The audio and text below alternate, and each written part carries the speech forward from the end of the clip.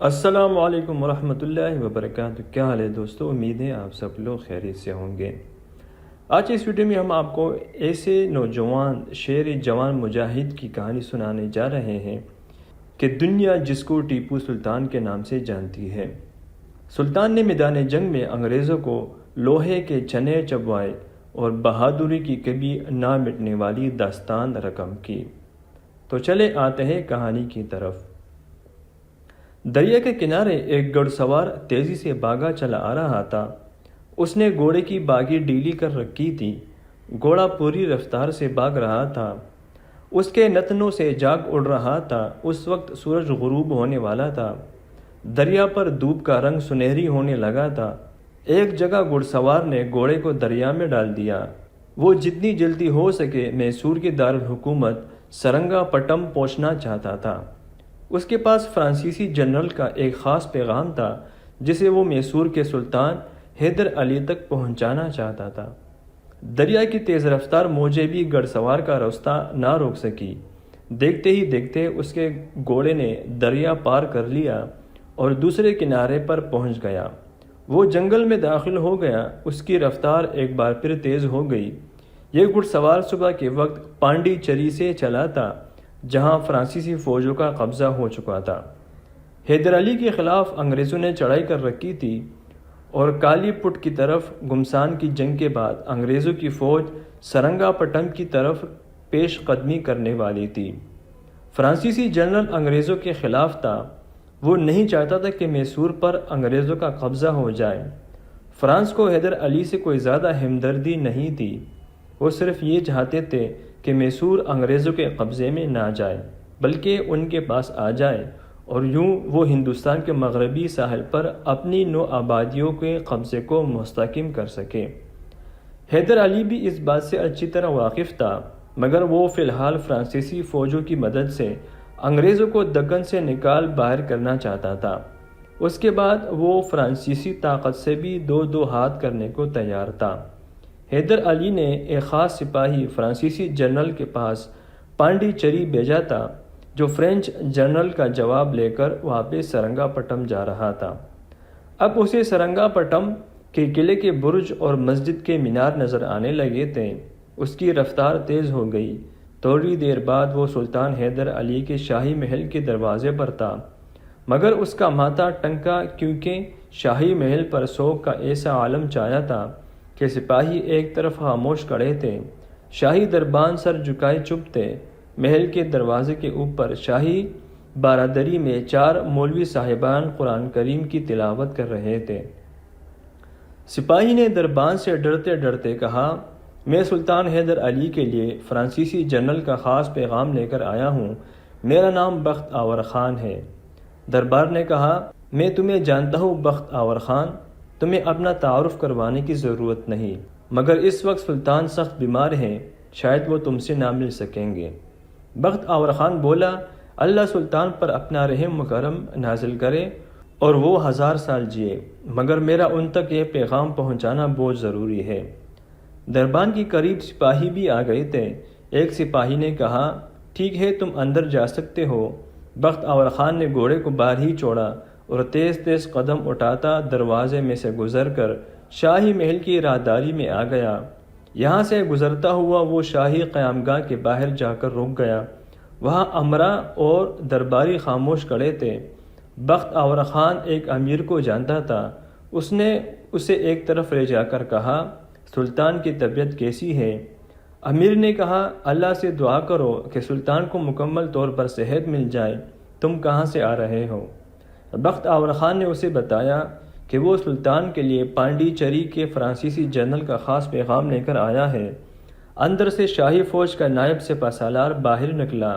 اس کی نظر بخت آور خان پر پڑی تو اس نے کہا، بخت آور خان میرے ساتھ آؤ۔ وہ بخت آور خان کو لے کر شاہی کمرے کے باہر والی راہداری میں لے آیا اور پوچھا، فرانسیسی جنرل نے کیا پیغام دیا ہے؟ بخت آور خان نے کہا، حضور، انہوں نے ایک لفافہ دیا ہے جو سلطان کی خدمت میں پہنچانا ہے۔ نائب سپہ سالار نے لفافے کو دیکھا، اس پر سرخ مہر لگی تھی۔ وہ سوچ میں پڑ گیا، پھر بولا، سلطان پر نزا کا عالم طاری ہے، وہ کچھ وقت کا مہمان ہے، اللہ تعالیٰ اسے تاحیات سلامت رکھے، مگر موت کا ایک وقت مقرر ہے، میرے ساتھ آؤ، ہمیں یہ خط سلطان تک ضرور پہنچانا ہوگا۔ نائب سپہ سالار اور بخت اور خان شاہی خوابگاہ میں داخل ہو گئے۔ وہاں شمع روشن تھی، اس کی دھیمی روشنی میں سلطان حیدر علی سفید بستر پر تکیہ لگائے لیٹا تھا، اس کے چہرے پر کمزوری کے آثار نظر آ رہے تھے۔ شاہی طبیب نے ان کی نبض تام رکھی تھی، کچھ درباری اور مشیر خاص ایک طرف سر جھکائے ادب سے کھڑے تھے۔ سلطان حیدر علی کے پاس ہی اس کا جوان سال بہادر بیٹا ٹیپو بیٹا اپنے باپ کی طرف اداس چہرے سے دیکھ رہا تھا۔ نائب سپہ سالار لفافہ لے کر آہستہ آہستہ قدم اٹھاتا سلطان کے پلنگ کے قریب آ کر رک گیا۔ وہ اپنے اندر اتنی جرأت نہیں پا رہا تھا کہ سلطان کو بلائے۔ اچانک سلطان نے آنکھیں کھول کر نائب سپہ سالار کی طرف دیکھا اور پوچھا، بخت اور خان پانڈیچری سے واپس آ گیا کیا؟ نائب سپہ سالار نے لفافہ آگے بڑھاتے ہوئے کہا، جی حضور، تخت اور خان پانڈیچری سے آ گیا۔ وہ اپنے ساتھ فرانسیسی جنرل کا یہ خط بھی لایا ہے۔ سلطان نے آہستہ سے کہا، اسے کھول کر پڑھو، کیا لکھا ہے ہمارے دوست جنرل نے؟ نائب سپہ سالار نے اسی وقت لفافہ چاک کیا اور خط پڑھنے لگا۔ اس میں لکھا تھا، عزت مآب سلطان حیدر علی والی مسور کی خدمت میں میرا سلام پہنچے۔ عرض گزار ہوں کہ میں نے آپ کا پیغام اپنے فرینچ کمانڈر کو پہنچا دیا تھا۔ ہمارے کمانڈر نے آپ تک یہ الفاظ پہنچانے کا مجھے حکم دیا ہے کہ سلطان کو ہماری دلی سلام کے بعد کہنا کہ ہم بھی انگریزوں کا قبضہ ہندوستان پر برداشت نہیں کرتے۔ انگریز ایک عیار قوم ہے، ہم سلطان حیدر علی کی ہر ممکن مدد کریں گے، مگر اس وقت ہم خود یورپ میں دشمنوں سے جنگ لڑ رہے ہیں۔ یہ انگریزوں کے خلاف ہماری جنگ ہے۔ اس وقت ہم اس حالت میں نہیں ہیں کہ فرانس سے کمک بھجوا سکیں۔ پانڈیچری میں ہماری فرانسیسی فوجوں کی تعداد صرف اتنی ہے کہ وہ فرانس کے مقبوضہ علاقوں کی حفاظت کر سکتی ہے۔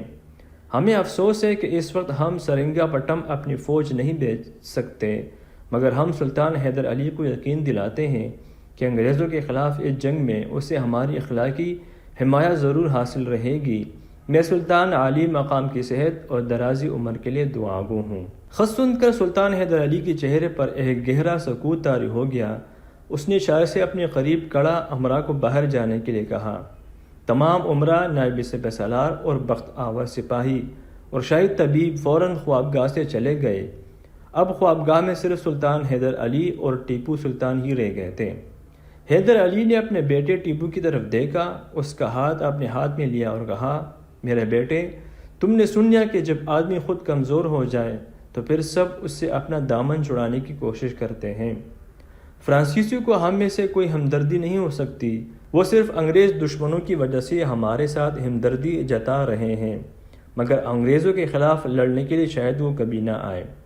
وہ میسور کو کمزور دیکھنا چاہتے ہیں، وہ انگریزوں کے بجائے خود ہماری ملک پر قبضہ کرنے کی کوشش کریں گے، مگر ہمیں ہر قیمت پر اپنے وطن کی دشمنوں سے بچانا ہوگا۔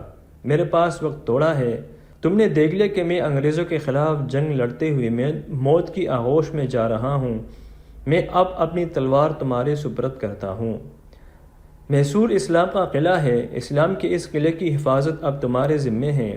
جب تک زندہ رہنا انگریزوں کے ناپاک قدم سرنگا پٹم کی پاک زمین پر نہ آنے دینا۔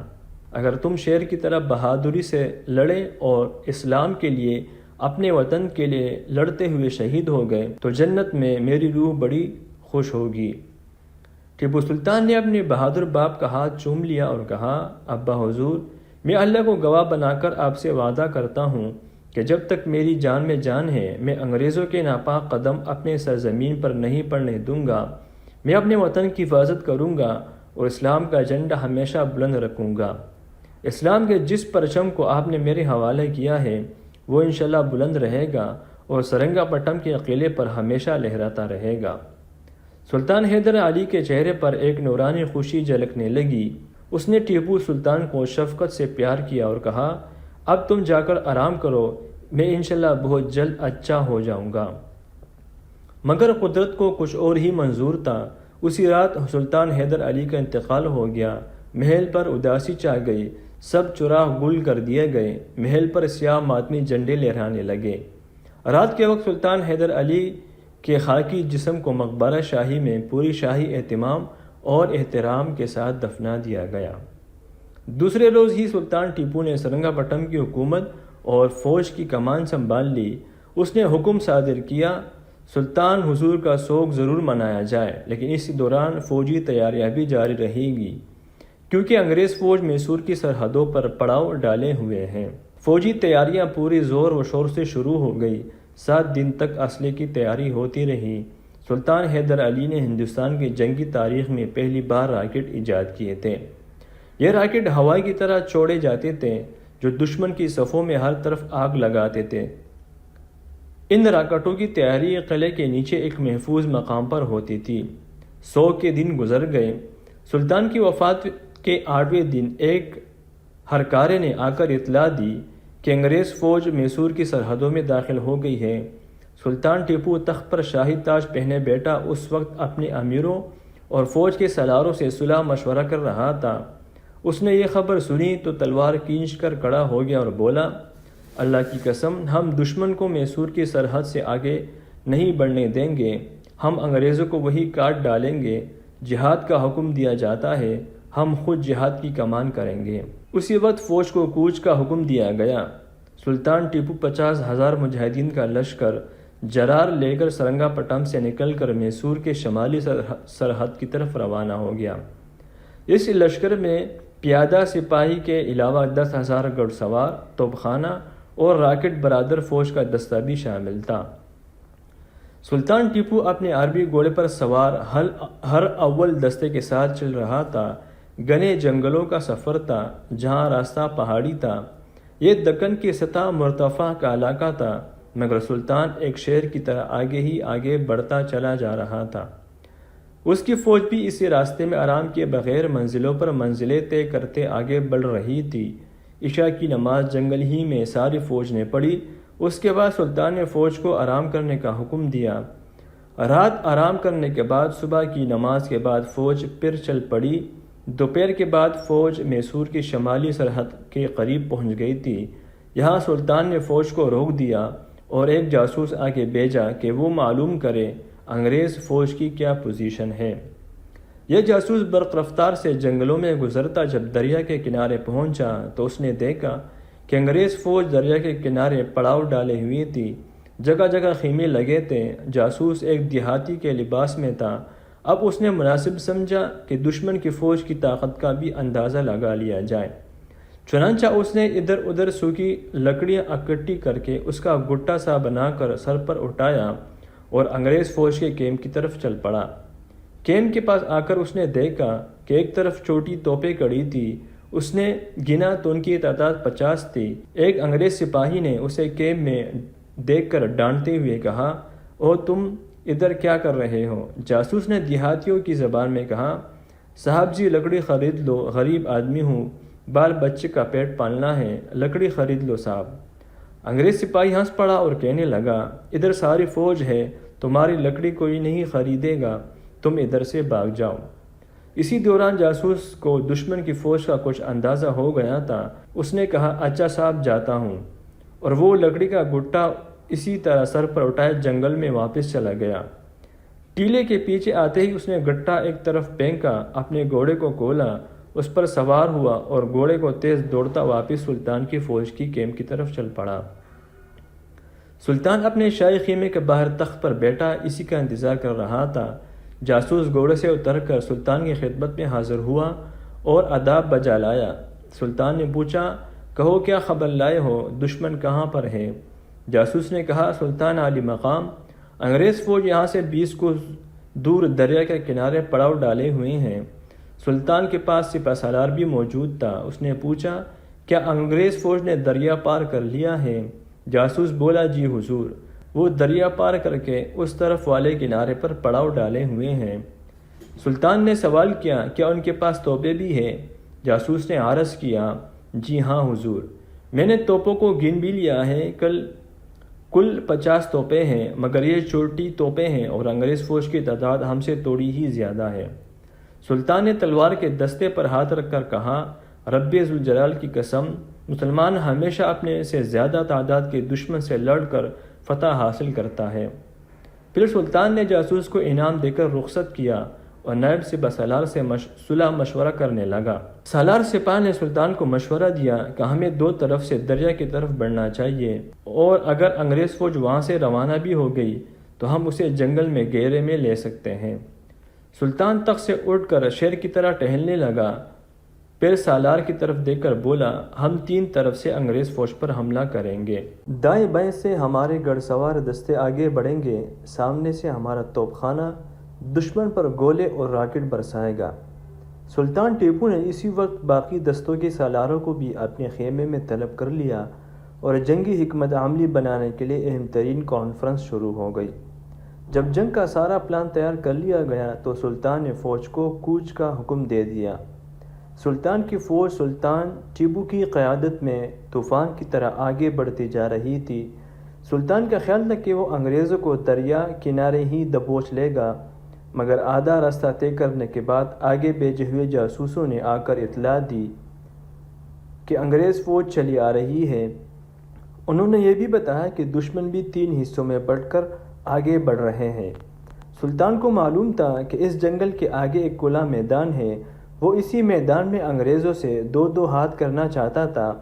سلطان کی فوج برق رفتاری سے جنگل عبور کر کے بیڑواڑہ کے کھلے میدان میں پہنچ گئی۔ ابھی تک وہاں انگریز فوج نہیں پہنچی تھی۔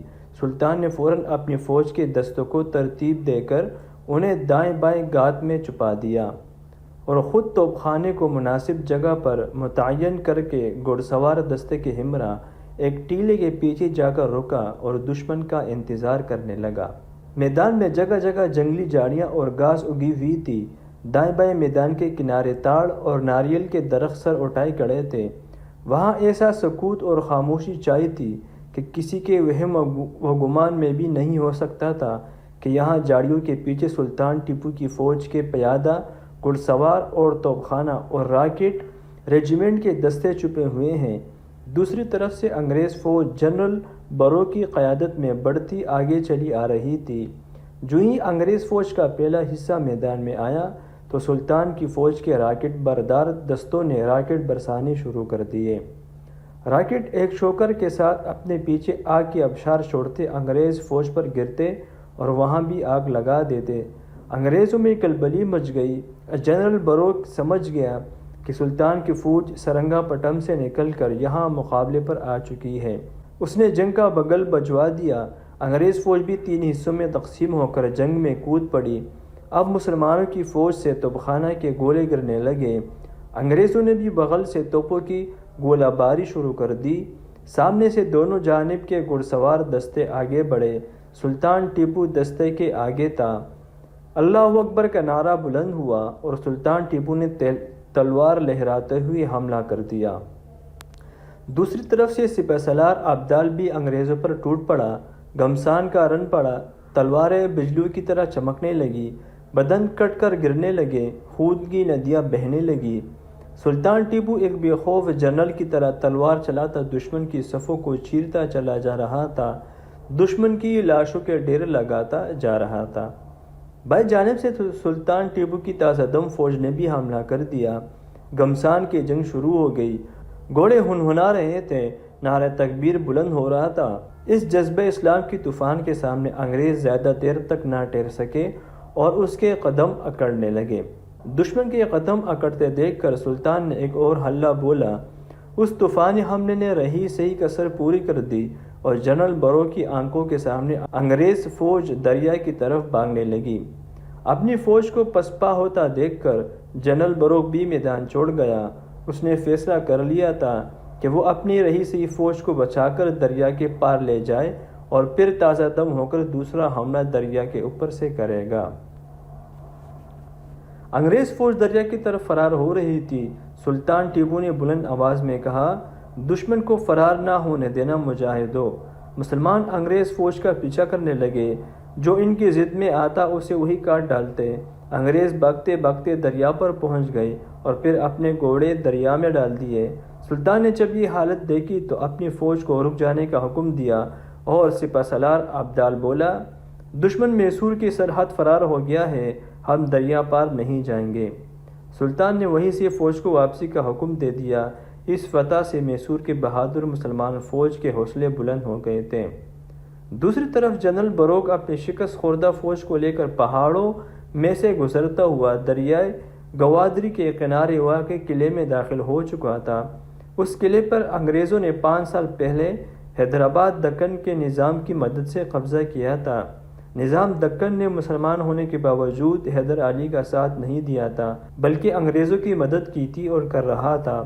نظام دکن کو انگریزوں نے بے شمار دولت دے کر اپنے ساتھ ملا لیا تھا۔ یہ بڑی شرمناک بات تھی، مگر نظام دکن اسلام کے سکھائے ہوئے راستے سے بھٹک گیا تھا۔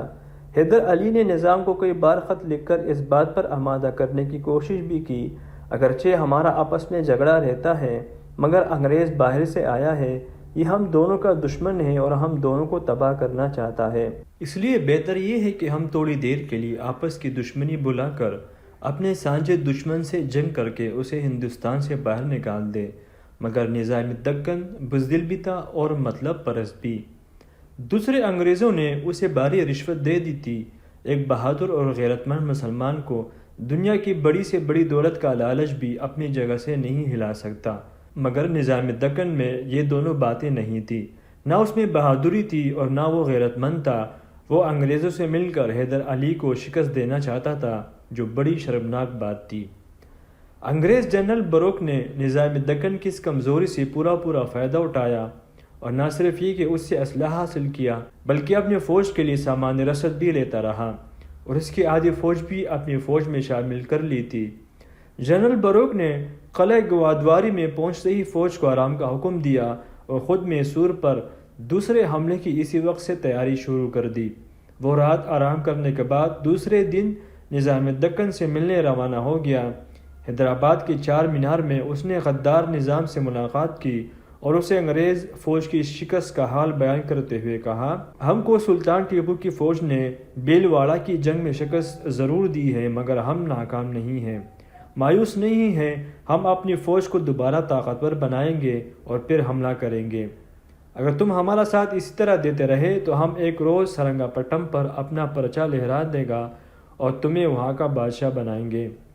نظام دکن بھی یہی چاہتا تھا کہ کسی طرح وہ میسور کو بھی اپنے سلطنت میں شامل کر لے۔ اس نے کہا، جنرل بروک صاحب، میں تو شروع ہی سے آپ کے ساتھ ہوں، حکم کریں میں اور کیا آپ کے کام آ سکتا ہوں۔ جنرل بروک نے کہا، ہمیں مزید گولہ و بارود اور فوج کی ضرورت ہے، سامان رسد بھی چاہیے۔ ہم چاہتے کہ آپ یہ ساری رسد ہمیں گوادواری قلعے میں پہنچا دے تاکہ ہم سلطان ٹیپو کے ملک پر دوسری بار پوری طرح تیار ہو کر حملہ کریں۔ آپ حکم کریں، آپ کو کتنا گولہ بارود اور فوج چاہیے؟ یہ ساری رسد آپ کو قلعے میں پہنچا دی جائے گی۔ اس گفتگو کو نظام دکن کی بھتیجی فرخندہ گوہر پردے کے پیچھے کھڑی سن رہی تھی۔ اسے یہ تو معلوم ہی تھا کہ نظام اس کا چچا انگریزوں کے ساتھ مل کر ملک سے غداری کر رہا ہے اور ٹیپو سلطان کو نقصان پہنچانے پر تلا ہوا ہے، مگر جب اس نے سنا کہ نظام انگریزوں کو تازہ دم رسد دینے والا ہے اور انگریز ایک بڑے حملے کی تیاری کر رہے ہیں تو وہ چوکنی ہو گئی۔ جب انگریز جنرل واپس چلا گیا تو فرخندہ گوہر جلدی سے اپنے کمرے میں آ گئی اور اسی وقت اس نے ایک خفیہ خط سلطان ٹیپو کے سپہ سالار عبدال کے نام لکھا۔ خط میں اس نے وہ ساری گفتگو لکھ دی جو نظام دکن کی انگریز جنرل کے ساتھ ہوئی تھی۔ نظام دکن کی یہ بھتیجی ایک فرانسیسی خاتون کے بطن سے پیدا ہوئی تھی۔ نظام دکن کے بھائی نے ایک فرانسیسی خاتون سے شادی کر لی تھی۔ فرخندہ اسی فرانسیسی خاتون کی بیٹی تھی۔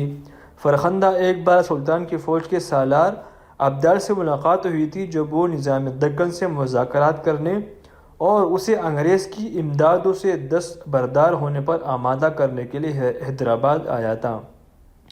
دونوں ایک دوسرے کو پسند کرنے لگے تھے اور دونوں نے ایک دوسرے سے شادی کا عہد بھی کر لیا تھا۔ فرخندہ گوہر نے اسی وقت اپنے خاص حبشی غلام کو بلایا اور کہا، یہ خط سرنگا پٹم لے جاؤ اور سپہ سالار عبدال کو دے دو، ہمارا اسے سلام بھی کہنا اور اس خط کا جواب لے کر آنا۔ حبشی غلام گھوڑے پر سوار ہو کر اور سرنگا پٹم کی طرف روانہ ہو گیا۔ وہ 2 دن اور 1 رات کا سفر کر کے شام کے وقت سرنگا پٹم پہنچ گیا۔ اسی وقت سپہ سالار عبدال اپنی حویلی کے صحن میں اپنے نائب سالاروں کے ساتھ بات چیت کر رہا تھا۔ غلام نے آ کر عرض کی کہ ایک حبشی آپ سے ملاقات کرنا چاہتا ہے۔ عبدال نے اسے اندر بلا لیا۔ حبشی نے آتے ہی شہزادی فرخندہ گوہر کا خط پیش کیا۔ سپہ سالار عبدال نے خط کھول کر پڑھا اور کہا، تم مہمان خانے میں آرام کرو، کل مجھ سے اس کا جواب لیتے جانا۔ اس کے بعد سپہ سالار عبدال خط لے کر سلطان ٹیپو کی خدمت میں حاضر ہوا اور اسے خط دکھایا۔ سلطان ٹیپو نے خط پڑھا اور اس کے ماتھے پر بل پڑ گئے اور اس نے کہا، نظام ایک غدار شخص ہے، وہ اپنی غداری سے باز نہیں آئے گا۔ وہ انگریزوں کو اسلحہ اور فوج دینے والا ہے۔ اگر یہ لوگ ہمارے ساتھ غداری نہ کرتے تو آج ہم نے انگریزوں کو اس سرزمین میں سے نکال دیا ہوتا، مگر کیا کرے، انہوں نے ہی ہمیں دغا دیا ہے۔ پھر اس نے سپہ سالار کی طرف خط بڑھایا اور کہا، اس خط سے یہ بات کھل کر سامنے آ گئی ہے کہ انگریز دوسرا بڑا حملہ گوادری کے جنوب کی طرف سے نکل کر کرے گا۔ سالار عبدال نے کہا، سلطان معظم، ہم پوری طرح سے تیار ہیں۔ ہم جنوب کی طرف منڈاپلی کی پہاڑیوں والے قلعے میں اپنی فوجوں کو ابھی سے تیاری کا حکم دے دیتے ہیں۔ انگریز اسی طرح سے حملہ آور ہوگا، ہم اس نے کرشنا ندی کے پار ہی کچل دیں گے۔ سلطان ٹیپو نے کہا، ہاں، ہمیں دشمن سے ایک لمحے کے لیے بھی غافل نہیں ہونا چاہیے۔ ابھی سے تیاری کا حکم صادر کر دو، اس بار ہم انگریز کو عبرت انگیز شکست دیں گے اور پھر کبھی میسور کا رخ بھی نہیں کرے گا۔ سپہ سالار عبدال نے واپس اپنی حویلی میں آ کر فرخندہ گوہر کے خط کا جواب دیا۔ خط میں یہی لکھا کہ تمہاری خیریت کی اطلاع ملی، اطلاع پا کر خوشی ہوئی، میں تمہارا شکریہ ادا کرتا ہوں کہ تم نے اتنی مفید اطلاع پہنچائی، میں تمہاری صحت کے لیے دعا کرتا ہوں۔ نیچے اپنا نام لکھ دیا۔ اس نے یہ خط حبشی غلام کے حوالے کر دیا اور وہ اسی روز واپس حیدرآباد کی طرف روانہ ہو گیا۔ اس نے شہزادی فرخندہ گوہر کو سپہ سالار عبدال کا خط پہنچا دیا۔ فرخندہ گوہر نے عبدال کا جواب پڑھا اور اسے خوشی ہوئی کہ اس نے سلطان ٹیپو ایسے بہادر مجاہد مسلمان کی فوج کے سالار اعظم کو دشمن کی سازش سے آگاہ کر دیا ہے۔ سلطان ٹیپو انگریزوں کے دوسرے حملے کے مقابلہ کرنے کے لیے برابر تیاری کر رہا تھا۔ دن رات اسلحہ تیار کیا جا رہا تھا۔ مسلمان سپاہی دن میں روز پریڈ کرتے۔ قلعہ منڈاپلی میں سلطان نے خود جا کر جائزہ لیا تھا اور اس کی فصیل میں جگہ جگہ نئی توپیں نصب کروا دی تھی۔ منڈاپلی قلعے سے واپسی پر سلطان نے ایک جنگل میں پڑاؤ کیا۔ رات کو آرام کیا تو جنگل میں شیر کی داڑ سنائی دی۔ سلطان ٹیپو شیر کے شکار کا بہت شوقین تھا۔ اس نے کئی شیروں کو خود اپنی تلوار سے ہلاک کیا تھا۔ جب سلطان نے شیر کی داڑ سنی تو اپنے وزیر خاص سے کہا، ہم اس شیر کا شکار کرنا چاہتے ہیں۔ وزیر خاص نے کسی قدر تشویش کے ساتھ کہا، سلطان معظم، مجھے بتایا گیا ہے کہ یہ شیر آدم خور ہے اور بڑا ہی خطرناک اور خونخوار ہو چکا ہے۔ سلطان نے مسکرا کر کہا، ہم اس کے لیے اس سے بھی زیادہ خطرناک اور خونخوار ثابت ہوں گے۔ تم ہماری شکار کی تیاری کرو، ہم صبح نماز کے بعد جنگل میں اس آدم خور شیر کو ہلاک کرنے جائیں گے۔ ویسے بھی اس آدم خور کو ہلاک کیا جانا ضروری ہے تاکہ رعایا کو اس کی خون خواری سے نجات ملے۔ صبح کی نماز ادا کرنے کے بعد سلطان ٹیپو اپنے گھوڑے پر سوار اور آدم خور شیر کا شکار کرنے گھنے جنگل کی طرف چل پڑا۔ سپہ سالار عبدال، وزیر خاص اور وزیر شکاریات اور فوج کا ایک محافظ دستہ بھی سلطان کے ساتھ تھا۔ جنگل میں بھی صبح ہو چکی تھی۔ یہ بڑا ہی خطرناک اور گھنا جنگل تھا۔ کچھ شکاری دیہاتی آگے تھے۔ انہوں نے جنگل کے درمیان ایک جگہ سے واپس آ کر بتایا کہ آدم خور شیر 2 آدمیوں کو شکار کرنے کے بعد اپنے کچار میں سو رہا ہے۔ سلطان ٹیپو نے تلوار کھینچ لی اور کہا، اللہ ذوالجلال کی قسم، ہم اکیلے اس انسان دشمن شیر کا سر کاٹیں گے۔ اس نے گھوڑا آگے بڑھا دیا، مگر محافظ دستہ سلطان کو اکیلے کیسے چھوڑ سکتا تھا؟ وہ بھی سلطان کے ساتھ آگے بڑھا۔ سپہ سالار اور وزیر خاص بھی ہمراہ تھے۔ شیر کی کچار ایک ندی کے پار ایک ٹیلے کے اندر تھی۔ ندی پار کرنے کے بعد یہ لوگ کچار والے ٹیلے کے سامنے پہنچے تو شیر کی داڑ کی آواز سنائی دی۔ شیر بیدار ہو گیا تھا۔ اس نے خطرے کی بو سونگھ لی تھی۔ اگرچہ وہ بھوکا نہیں تھا مگر وہ اپنی جان بچانے کے لیے دشمن پر حملہ کرنے والا تھا۔ وہ کچار سے نکل کر باہر آ گیا۔ سلطان ٹیپو نے دیکھا کہ ایک بہت بڑا زرد داڑھیوں والا شیر اس کے سامنے کھڑا تھا جس کے منہ سے ابھی تک انسانی خون ٹپک رہا تھا۔ اس نے محافظ دستے کو حکم دیا خبردار شیر پر کوئی تیر نہ چلائے۔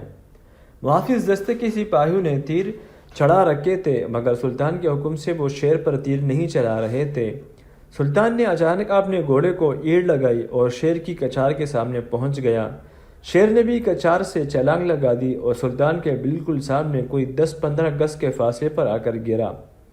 سلطان نے بھی گھوڑے سے چھلانگ لگا دی اور لپک کر شیر کے سامنے آ گیا۔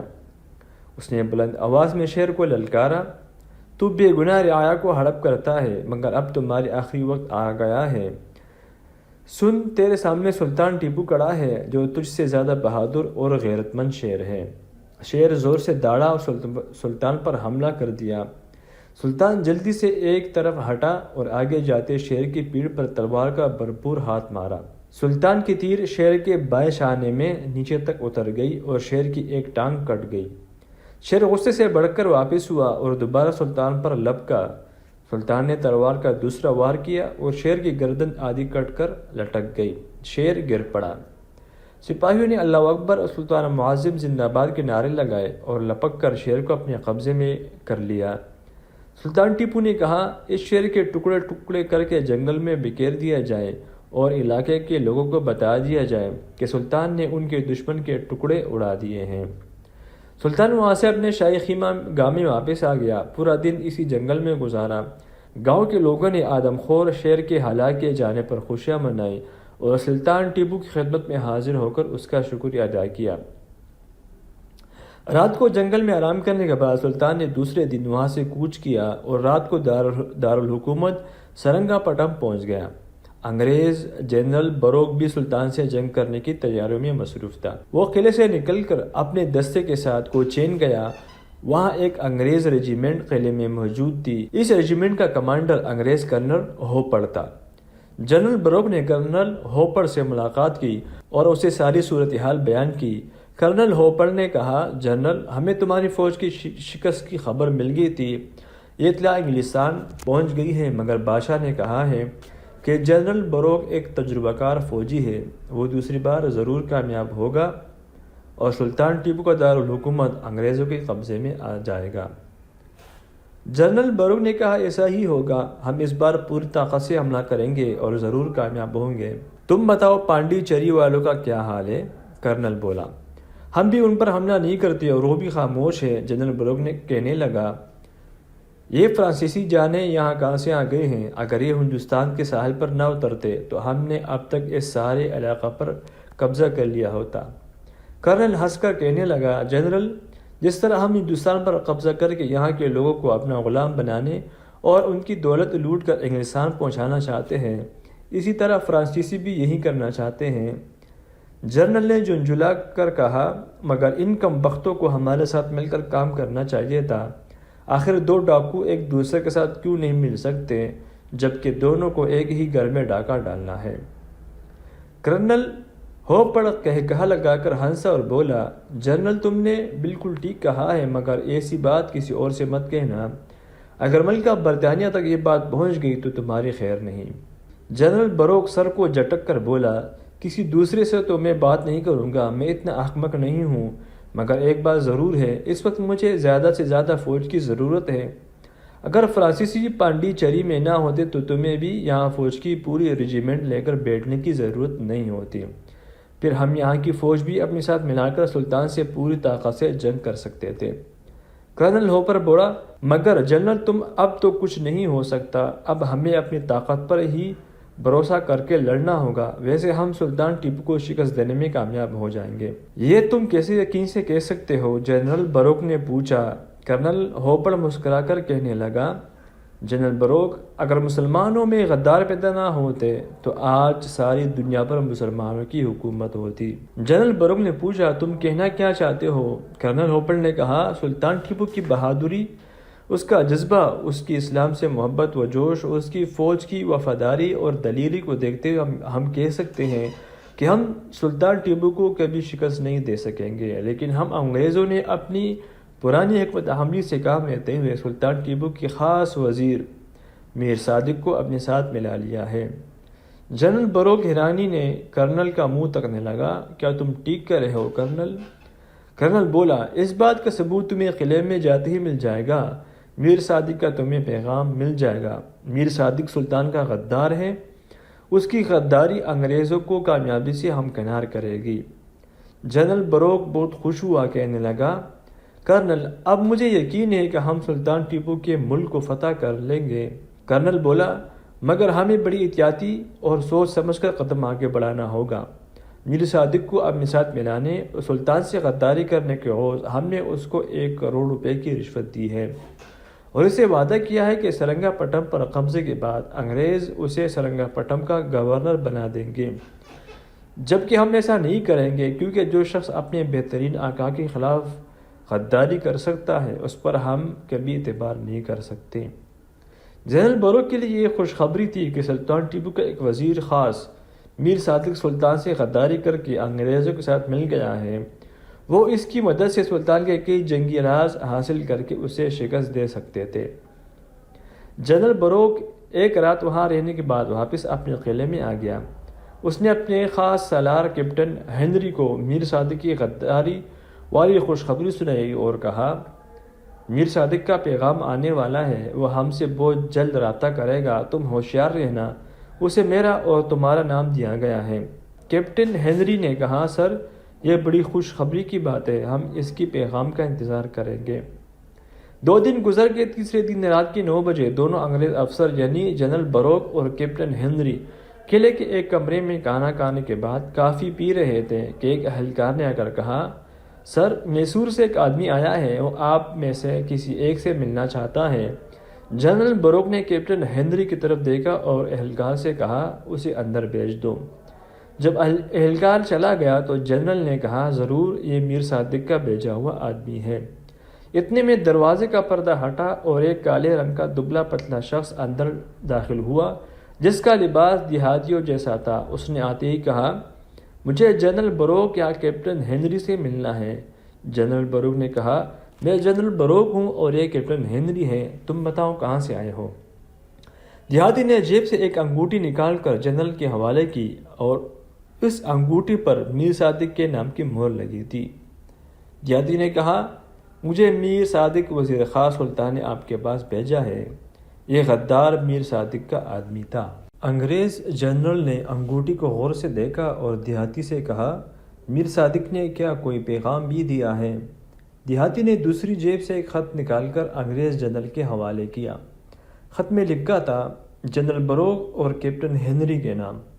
اس ماہ کی 15 تاریخ کی رات کو 1 بجے میں قلعے میں خود پہنچ رہا ہوں، باقی باتیں خود آ کر کروں گا، اس سے زیادہ نہیں لکھ سکتا۔ خط کے نیچے میر صادق کے دستخط نہیں تھے۔ جنرل بروک کو اب یقین ہو گیا کہ سلطان ٹیپو کا وزیر میر صادق انگریزوں کے ساتھ مل چکا ہے۔ اس نے دیہاتی کو زبانی کہا کہ میر صادق سے جا کر کہنا، میں قلعے میں 15 تاریخ کی رات کو اس کا انتظار کروں گا اور قلعے کا جنوبی دروازہ اس کے لیے کھلا ہوگا۔ اسے جا کر کہنا، میرا نام جنرل بروک ہے۔ دیہاتی کو جنرل بروک نے انعام دیا اور وہ چلا گیا۔ 3 دن کے بعد 15 تاریخ آ گئی۔ جنرل بروک نے رات کو قلعے کا جنوبی دروازہ کھلوا دیا اور میر صادق کا بے چینی سے انتظار کرنے لگا۔ جب گھڑی نے ٹھیک رات کا 1 بجایا تو جنرل بروک کو اندھیرے میں نیچے ٹیلے کی طرف سے گھوڑے کے ٹاپوں کی آواز سنائی دی۔ اس نے اپنے خاص سپاہیوں کو وہاں نیچے پہلے سے کھڑا کر رکھا تھا تاکہ میر صادق کو آنے میں کوئی رکاوٹ نہ ہو۔ پھر ایک گھڑ سوار گھوڑا دوڑا تاکہ قلعے کے دروازے کی طرف بڑھا۔ جنرل بروک قلعے کے دروازے کے اوپر برج میں تھا۔ گھوڑا قلعے میں داخل ہو گیا۔ جنرل بروک برج میں سے نکل کر اپنے کمرے خاص میں آ گیا۔ تھوڑی دیر بعد اس کے اردلی نے آ کر اطلاع دی کہ سرنگا پٹم سے ایک خاص آدمی آیا ہے اور آپ سے ملاقات کا خواہش مند ہے۔ جنرل بروک نے کہا، اسے اندر بھیج دو۔ پھر کمارے میں ایک کالے رنگ کا دبلا پتلا ادھیڑ عمر آدمی داخل ہوا جس کی آنکھوں میں ایک عجیب مردہ سی پی کی چمک تھی اور جس نے اپنے آپ کو سادہ لباس میں چھپا رکھا تھا۔ کمرے میں شمعدان روشن تھا۔ یہ شخص سلطان ٹیپو کا غدار وزیر خاص میر صادق تھا۔ اس نے اپنا ہاتھ آگے بڑھاتے ہوئے کہا، کیا میں جنرل بروک کے سامنے کھڑا ہوں؟ جنرل بروک نے اس سے ہاتھ ملایا اور کہا، میں جنرل بروک ہی ہوں۔ میر صادق نے کہا کہ میرا نام میر صادق ہے، جنرل بروک نے اسے کرسی پیش کرتے ہوئے کہا، میر صادق، تم سے مل کر مجھے بڑی خوشی ہوئی۔ کیپٹن ہوپر نے مجھے سب کچھ بتا دیا تھا۔ غدار میر صادق کرسی پر بیٹھ گیا اور بولا، جنرل بروک، میں یہاں آپ سے ایک بات کی یقین دہانی کروانے کے لیے آیا ہوں۔ وہ کون سی ایسی بات ہے میر صادق؟ بروک نے پوچھا۔ مجھے اس بات کا یقین دلا جائے، اگر میں نے انگریز فوج کو سرنگا پٹم فتح کروا دیا تو مجھے سرنگا پٹم کا گورنر بنا دیا جائے گا۔ جنرل بروک نے دل میں کہا، تم جس سے غدار کی سزا موت ہی ہے، مگر اوپر سے کہنے لگا، تمہیں اس کی فکر نہیں ہونی چاہیے۔ اگر تم کہو تو میں تمہیں بائبل کے سامنے یہ یقین دلانے کو تیار ہوں کہ تمہیں سرنگا پٹم کا گورنر بنا دیا جائے گا، لیکن تمہیں ہر قدم پر ہمارے ساتھ تعاون کرنا ہوگا۔ غدار میر صادق نے کہا، اگر ایسی بات نہ ہوتی تو میں آپ کے پاس یہاں کیوں آتا؟ آپ سلطان کے دشمن ہیں۔ اگر سلطان کو ذرا سی بھنک بھی پڑ گئی کہ میں آپ کے پاس آیا ہوں تو وہ مجھے زندہ نہیں چھوڑے گا۔ جنرل بروک نے پوچھا، صادق یہ بتاؤ کہ سلطان کی فوج کے لیے راکٹ تیار ہوتے ہیں اور وہاں راکٹ تیار کرنے والی کتنی مشینیں لگی ہیں؟ غدار میر صادق نے کہا، یہ راکٹ ایک پہاڑی کے نیچے غار میں تیار کیے جاتے ہیں، وہاں تک آپ میں سے کسی کا پہنچنا ناممکن ہے۔ جنرل نے مسکرا کر کہا، وہ تو ہم بھی جانتے ہیں، اس لیے تو ہم تمہاری مدد حاصل کرنا چاہتے ہیں۔ کیا ایسا ہو سکتا ہے کہ کسی طریقے سے راکٹ ساز کارخانے میں آگ لگا دی جائے تاکہ جتنے راکٹ تیار ہو چکے ہیں وہ جل کر راکھ ہو جائیں، ان کے ساتھ مشینیں بھی جل جائیں، اور جب تک ہم حملہ کرتے رہیں سلطان کی فوج راکٹ تیار نہ کر سکے؟ میر صادق سوچ میں پڑ گیا اور کہنے لگا، یہ کام بہت خطرناک ہے۔ اس کی وجہ یہ ہے کہ راکٹ بنانے کے غار میں کسی کو شناخت کے بغیر داخل ہونے کی اجازت نہیں ہے۔ جنرل بروک نے کہا، میں اس کے لیے تمہیں 1,00,000 انگلش پاؤنڈ دینے کو تیار ہوں، کہو تو ابھی آدھی رقم تمہارے حوالے کر دوں۔ غدار میر صادق 1,00,000 پاؤنڈ کی رقم کا سن کر ڈول گیا، کہنے لگا، ٹھیک ہے، آپ مجھے 50,000 پاؤنڈ ابھی دیں، میں راکٹ ساز فیکٹری میں آگ لگوا دوں گا۔ جنرل بروک بڑا خوش ہوا، اٹھ کر دوسرے کمرے میں گیا، واپس آیا تو اس کے ہاتھ میں چمڑے کا ایک تیلا تھا۔ تیلا غدار میر صادق کے آگے رکھ کر بولا، گن لو میر صادق، اس میں پورے 50,000 پاؤنڈ ہیں۔ غدار میر صادق نے تیلا کھول کر دیکھا تو وہ پاؤنڈوں سے بھرا ہوا تھا۔ وہ کہنے لگا، مجھے انگریزوں پر اعتبار ہے سر۔ اچھا، اب میں جاتا ہوں، 1 ہفتے کے اندر اندر راکٹ ساز فیکٹری میں آگ لگا کر اسے تباہ کر دیا جائے گا۔ جنرل بروک نے پوچھا، سلطان کی فوج کی تیاری کیسی ہے؟ میر صادق نے کہا، سلطان بڑی زبردست تیاریاں کر رہا ہے اور اس بار وہ آپ کے اسی قلعے پر آ کر حملہ کرے گا۔ اس کے ساتھ 60,000 سے زیادہ فوج ہوگی۔ جنرل بروک نے کہا، ٹھیک ہے، ہم اس کا مقابلہ کریں گے، مگر اس سے پہلے تمہیں راکٹ فیکٹری میں آگ لگا دینی ہوگی۔ وہ آپ 1 ہفتے کے اندر اندر سن لیں گے کہ سلطان ٹیپو کی راکٹ فیکٹری میں آگ بھڑک اٹھی ہے۔ غدار میر صادق نے کہا۔ پھر وہ اٹھا اور کہنے لگا، میں خود آپ سے رابطہ پیدا کروں گا، آپ کسی کو بھی میری طرف نہ بھیجیں ورنہ کام خراب ہو سکتا ہے۔ ایک ایک کر وہ جنرل بروک سے ہاتھ ملا کر کمرے سے نکل گیا۔ قلعے کے باہر اس کا گھوڑا بندھا ہوا تھا۔ اس نے دولت کا تیلا گھوڑے پر اپنے سامنے رکھا اور اسے بھگاتا ہوا رات کے اندھیرے میں جنگل میں غائب ہو گیا۔ ادھر نظام دکن کی بھتیجی شہزادی فرخندہ کے چچا کو پتہ چل گیا کہ اس کی بیٹی دشمن یعنی سلطان کے سپہ سالار ابدال سے شادی کرنا چاہتی ہے، اور اس نے اسے کوئی خفیہ پیغام بھجوایا تھا۔ اس نے شہزادی فرخندہ کو مارا پیٹا اور حویلی کی اوپر والی کوٹری میں بند کر دیا۔ تب فرخندہ نے فیصلہ کر لیا کہ اب وہ ان غداروں کے محل میں نہیں رہے گی اور یہاں سے کسی طرح فرار ہو کر اپنے ہونے والے خاوند اور سلطان ٹیپو کی فوج کے سالار ابدال کے پاس پہنچنے کی کوشش کرے گی۔ اس حویلی سے فرار ہونا مشکل کام تھا۔ حویلی کے باہر 24 گھنٹے پہرا لگا رہتا تھا۔ ایک عورت صبح شام آ کر شہزادی کو کھانا وغیرہ دی جاتی تھی اور اس کا بستر وغیرہ ٹھیک کرتی۔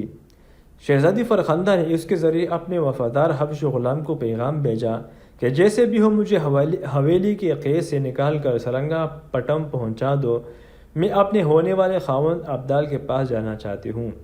حبشی غلام کو جب محل میں یہ اطلاع ملی تو وہ رات کے اندھیرے میں محل کی چھت سے ہوا فرخندہ کی حویلی کی چھت پر آ گیا، پھر وہاں سے نیچے صحن میں آ کر شہزادی فرخندہ کے دروازے پر آہستہ سے دستک دی۔ اندر سے فرخندہ نے پوچھا، کون ہے؟ حبشی غلام نے دھیمی آواز میں کہا، شہزادی صاحبہ میں ہوں عقیق، آپ کا وفادار غلام۔ شہزادی فرخندہ نے اسی وقت دروازہ کھول دیا۔ حبشی غلام اندر آ گیا۔ کمرے میں شمع روشن تھی، دروازے اور کھڑکی پر پردے گرے تھے۔ شہزادی فرخندہ نے حبشی غلام سے آتے ہی پوچھا، تمہیں دربانوں اور پہرہ داروں نے تو نہیں دیکھا؟ حبشی غلام نے کہا، میں شہزادی صاحبہ میں چھت پر سے آیا ہوں، مجھے کسی نے نہیں دیکھا۔ شہزادی نے کہا، حقیق میں اس کیس سے نکل کر سپہ سالار ابدال کے پاس سرنگا پٹم جانا چاہتی ہوں، یا صرف تم ہی میری مدد کر سکتے ہو؟ بولو، کیا تم مجھے سرنگا پٹم پہنچا سکو گے؟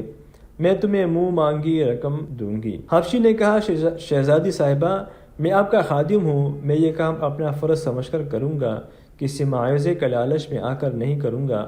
آپ فکر نہ کریں، میں سارا انتظام کر لوں گا۔ اب کل رات تیار رہے، میں کل رات کسی بھی وقت آ سکتا ہوں، دروازہ اندر سے کھلا رکھیے گا۔ شہزادی نے خوش ہو کر کہا، مجھے تم سے یہی امید تھی عقیق، میں کل رات تمہاری راہ دیکھوں گی، مجھے بھول نہ جانا۔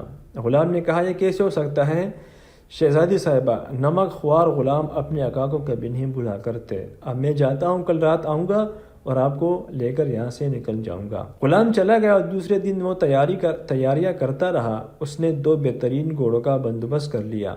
یہ بڑی اعلیٰ نسل کے گھوڑے تھے جو کئی میل کا سفر کر سکتے تھے۔ دونوں گھوڑوں کو اس نے محل سے دور جنگل میں ایک جگہ چھپا دیا اور خود وہیں بیٹھ کر رات کا اندھیرا ہو جانے کا انتظار کرنے لگا۔ جب چاروں طرف اندھیرا چھا گیا تو حبشی غلام جنگل میں سے نکلا، ایک گھوڑے پر خود بیٹھا اور دوسرے گھوڑے کی باگ تھام لی، اور شہزادی کی حویلی کے بالکل پیچھے ایک جگہ جھاڑیوں میں آ کر گھوڑے پر سے اترا، دونوں گھوڑوں کو ایک درخت کے ساتھ باندھا اور خود حویلی کی پچھلی دیوار کے نیچے آ گیا۔ اس نے کمرے کے گرد لپٹی ہوئی رسی کھول کر اس کو دیوار کے اوپر پھینکا۔ رسی کے آگے آنکڑا لگا ہوا تھا، آنکڑا حویلی کی منڈیر میں پھنس گیا۔ حبشی غلام رسی کی مدد سے چھت پر آیا، وہاں سے سیڑھیاں اتر کر صحن میں اور پھر شہزادی کی کوٹری میں آ گیا۔ شہزادی فرخندہ دروازہ کھلا رکھ کے اس کا ہی انتظار کر رہی تھی۔ اس نے آتے ہی آہستہ سے کہا، چلے شہزادی صاحبہ، سب تیار ہے۔ شہزادی فرخندہ حبشی غلام کے ساتھ اندھیرے میں دبے پاؤں سیڑھیاں چڑھ کر چھت پر آ گئی۔ یہاں رسی لٹک رہی تھی، وہ رسی کی مدد سے نیچے اتر گئی۔ گھوڑوں پر سوار ہوئے اور گھوڑوں کا رخ جنگل کی طرف کر دیا۔ محل کے قریب وہ دھیمی رفتار سے گھوڑے چلاتے رہے تاکہ ان کے قدموں کا شور نہ پیدا ہو۔ جب محل سے دور نکل آئے تو انہوں نے رفتار تیز کر دی۔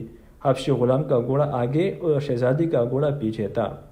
باقی ساری رات وہ جنگل میں سفر کرتے رہے۔ صبح ہوئی تو وہ نظام کی مملکت سرحد سے نکل کر میسور کے سرحد میں داخل ہو چکے تھے۔ شہزادی فرخندہ نے اطمینان کا سانس لیا۔ وہاں انہوں نے کچھ دیر آرام کیا۔ حبشی غلام کچھ پراٹھے ساتھ لایا تھا، اس نے شہزادی کی خدمت میں پراٹھے پیش کیے۔ چشمے کا پانی بھر کر لایا۔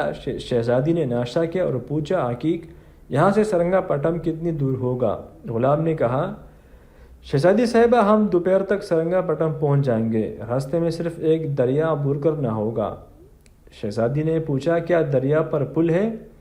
غلام نے کہا، پل نہیں ہے، مگر یہ گھوڑے دریا کو تیر کر پار کر جائیں گے، آپ کو ڈر تو نہیں لگے گا؟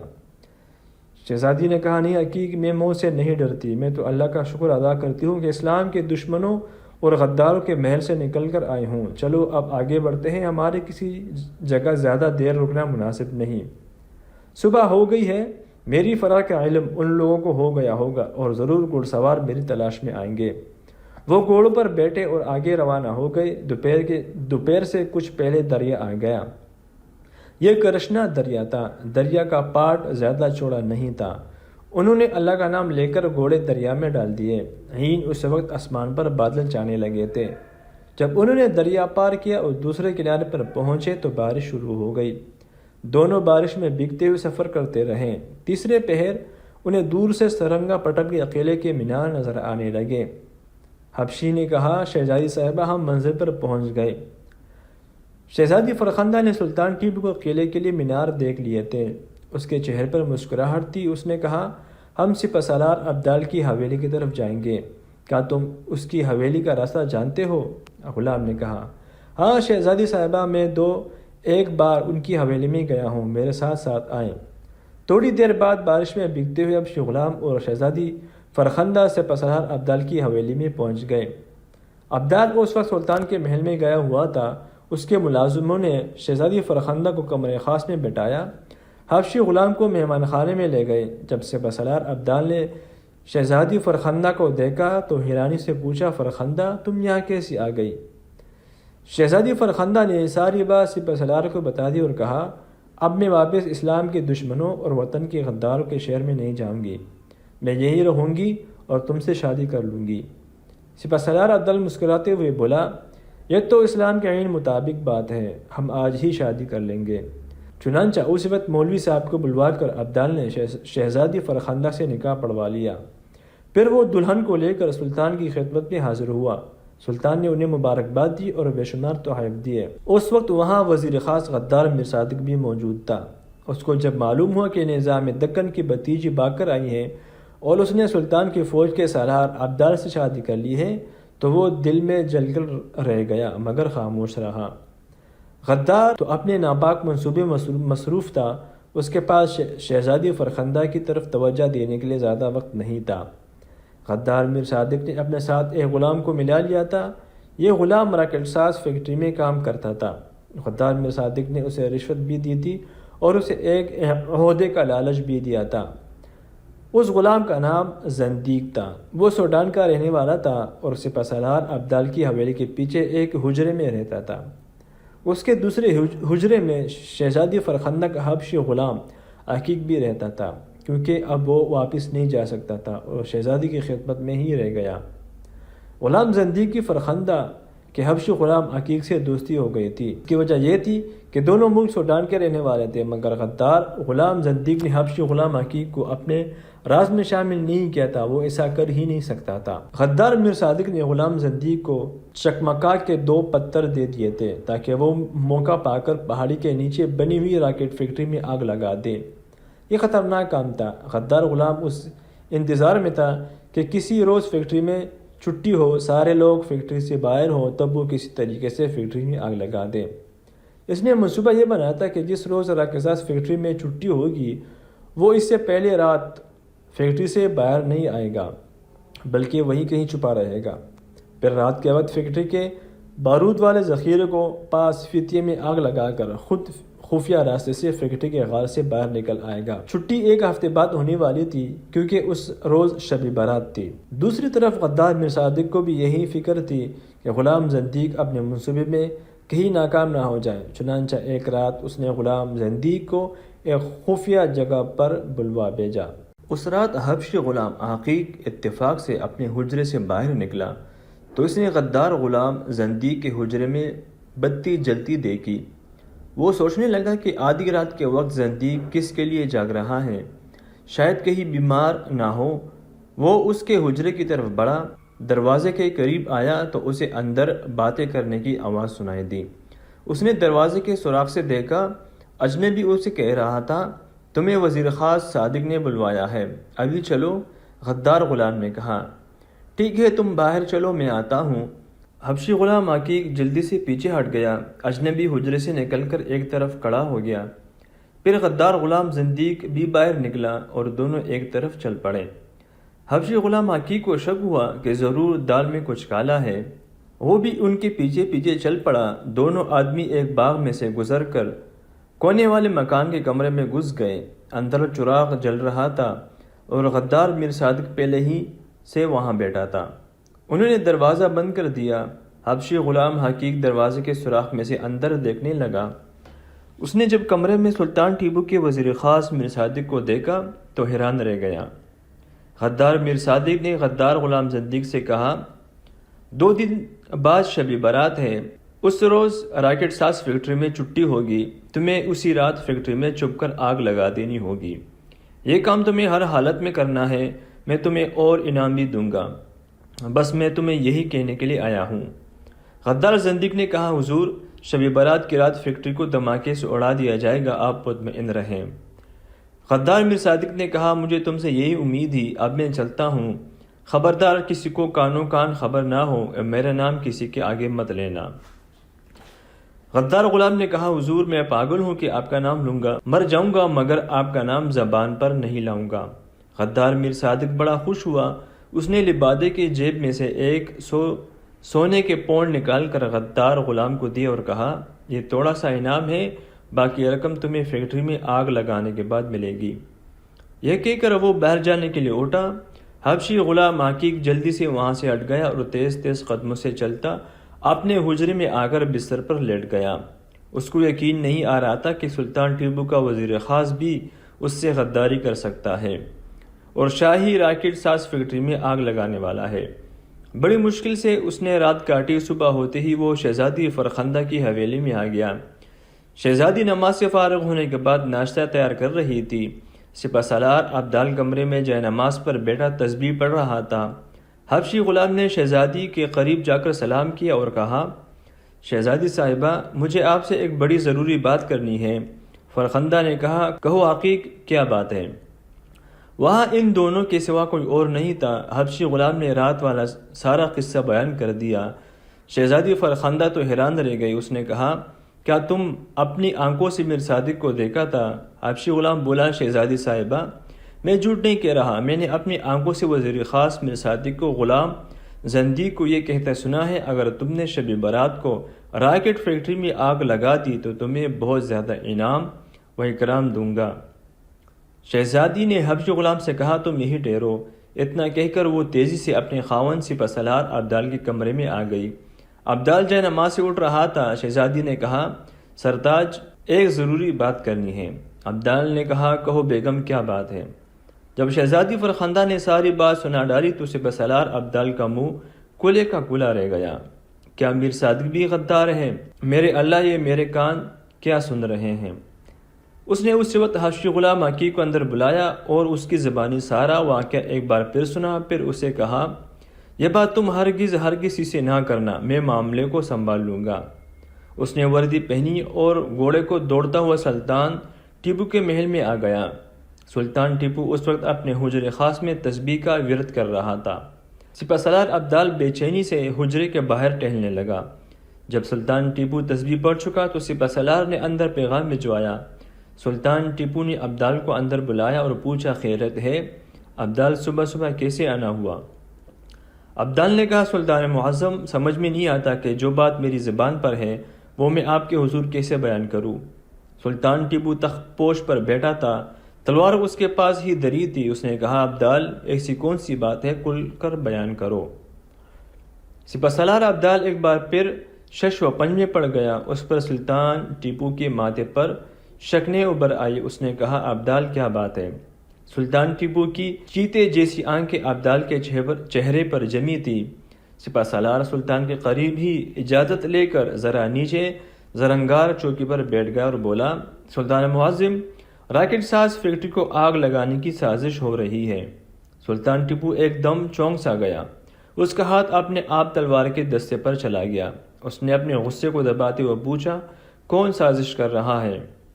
سپہ سالار نے کہا حضور اس شخص کا نام لیتے ہوئے زبان رک رہی ہے۔ سلطان ٹیپو کا چہرہ جوش سے سرخ ہو گیا۔ اس نے بارآب آواز میں کہا ابدال اس غدار کا نام لو، میں تمہیں حکم دیتا ہوں۔ ابدال نے فوراً کہہ دیا وہ شخص وزیر خاص میر صادق ہے سلطان معظم۔ سلطان نے کہا تمہارے پاس کیا ثبوت ہے؟ ابدال نے ساری بات کھول کر سلطان کی خدمت میں بیان کر دی۔ سلطان نے کہا اس غدار غلام زندیق کو ہمارے حضور پیش کرو، ہم اس کی زبانیں خود ساری بات سنیں گے۔ اس وقت حجرے خاص کے دوسرے دروازے کے پیچھے وہ اجنبی غلام بھی کھڑا یہ ساری باتیں سن رہا تھا، جس نے غدار غلام زندیق کو جا کر یہ پیغام دیا تھا کہ میر صادق نے اسے بلوایا ہے۔ جب اس نے یہ سنا تو بھاگا بھاگا میر صادق کے پاس پہنچا اور سارا واقعہ سنا دیا۔ میر صادق نے جب اپنی سازش کا بانڈا پھوٹتا دیکھا تو اجنبی سے کہا غلام زندیق کو ابھی اسی وقت جا کر قتل کر دو، اگر وہ زندہ رہا تو ہم پھانسی کے تخت پر لٹکا دیے جائیں گے، وہ مر گئے تو سلطان کے پاس ہمیں غدار ثابت کرنے کے لیے کوئی ثبوت نہیں ہوگا۔ اجنبی اس وقت غلام زندیق کے مکان کی طرف دوڑ پڑا اور دیوار پاند کر شہر میں کودا۔ اس وقت غدار غلام زندیق نلکے کے نیچے بیٹا نہا رہا تھا۔ پانی کی شور کی وجہ سے اس نے اجنبی کے قدموں کی آواز نہ سنی اور نہاتا رہا۔ اجنبی کے ہاتھ میں خنجر تھا۔ اس نے پیچھے سے آ کر زندیق پر اوپر تلے خنجر کے 6-7 وار کیے اور اسے وہی ہلاک کر دیا۔ اس کی لاش وہی چھوڑ کر اجنبی تیزی سے دیوار پاند کر فرار ہو گیا۔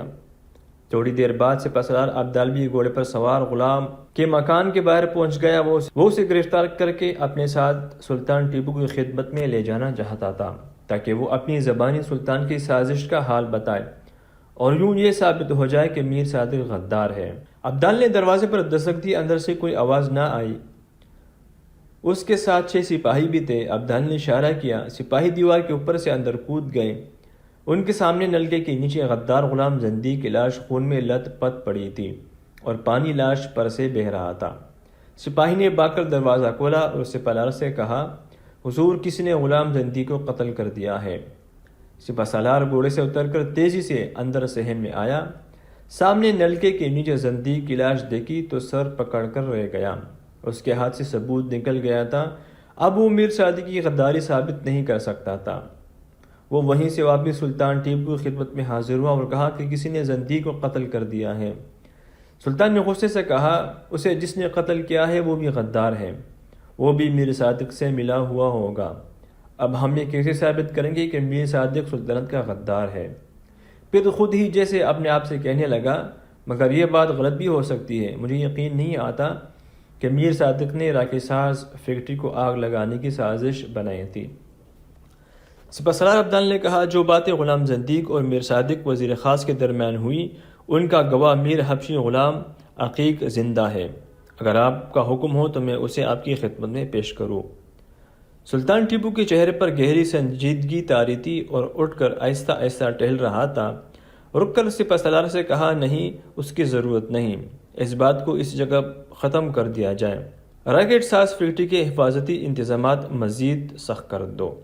اور ایک ضروری بات یہ کہ سپاسالار عبدال نے سلطان معظم کی جانب دیکھا۔ سلطان نے کہا، وزیر خاص میر صادق کی نگرانی خفیہ محکمے کے سربراہ کو سونپ دو، اسے کچھ بتانے کی ضرورت نہیں، وہ صرف میر صادق کی مصروفیات کی اور روزانہ تمہیں رپورٹ دیا کرے گا۔ ایسا ہی ہوگا۔ یہ کہہ کر سپاسالار نے ادب سے سلام کیا اور کمرے سے نکل آیا۔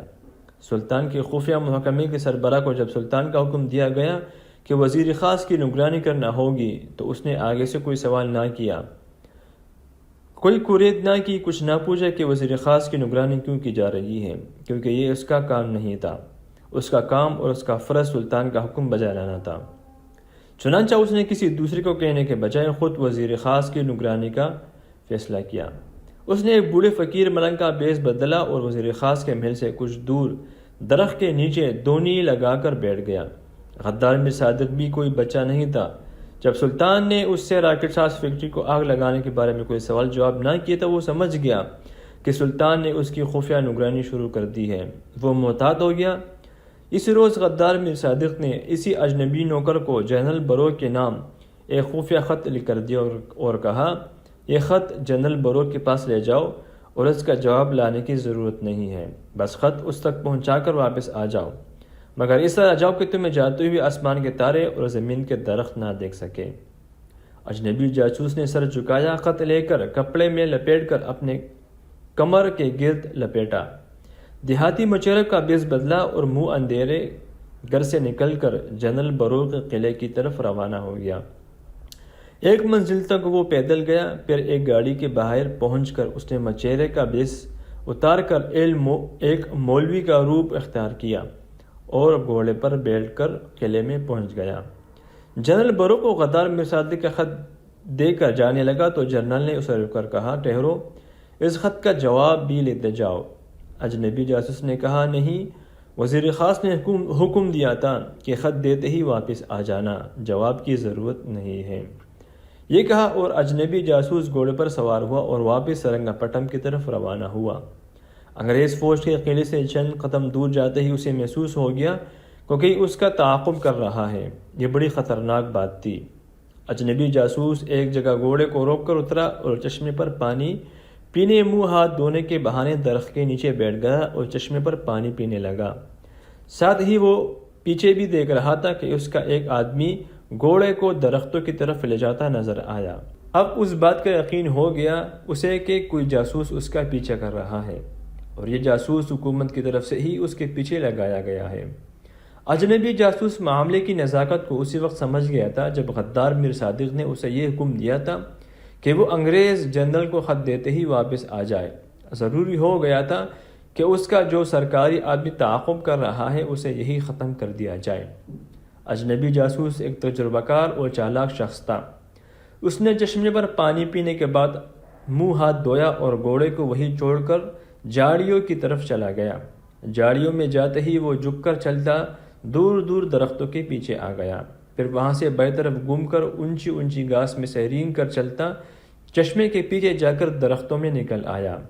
یہاں سے اس نے گھاس میں سے سر باہر نکال کر دیکھا، اسے کچھ فاصلے پر چشمے کے پاس اپنا گھوڑا باندھتا ہوا نظر آ رہا تھا۔ پھر اس نے دیکھا کہ ایک آدمی اس کے گھوڑے کی طرف بڑھ رہا ہے۔ اجنبی جاسوس سمجھ گیا کہ یہی وہ سرکار خفیہ آدمی ہے جسے اس کے تعاقب میں لگایا گیا ہے۔ اجنبی جاسوس گھاس میں لیٹ گیا۔ وہ اوندا لیٹا تھا اور گھاس کو ذرا سا ہٹا کر سامنے دیکھ رہا تھا۔ سرکاری جاسوس چشمے پر پہنچ کر اجنبی جاسوس کو ادھر ادھر دیکھ رہا تھا۔ جب اسے اجنبی جاسوس وہاں نہ ملا تو وہ پریشان ہو کر گھوڑے کے پاس آیا اور ایک درخت کے پیچھے چھپ کر بیٹھ گیا۔ صاف لگتا تھا کہ وہ اجنبی کا انتظار کر رہا ہے کہ وہ جھاڑیوں میں جہاں کہیں بھی چھپا ہے کب واپس آتا ہے، مگر اجنبی تو چشمے والی جھاڑیوں کے بجائے اس کے عقب میں لمبی گھاس میں چھپا ہوا تھا۔ اجنبی جاسوس کے لیے یہ ایک سنہری موقع تھا۔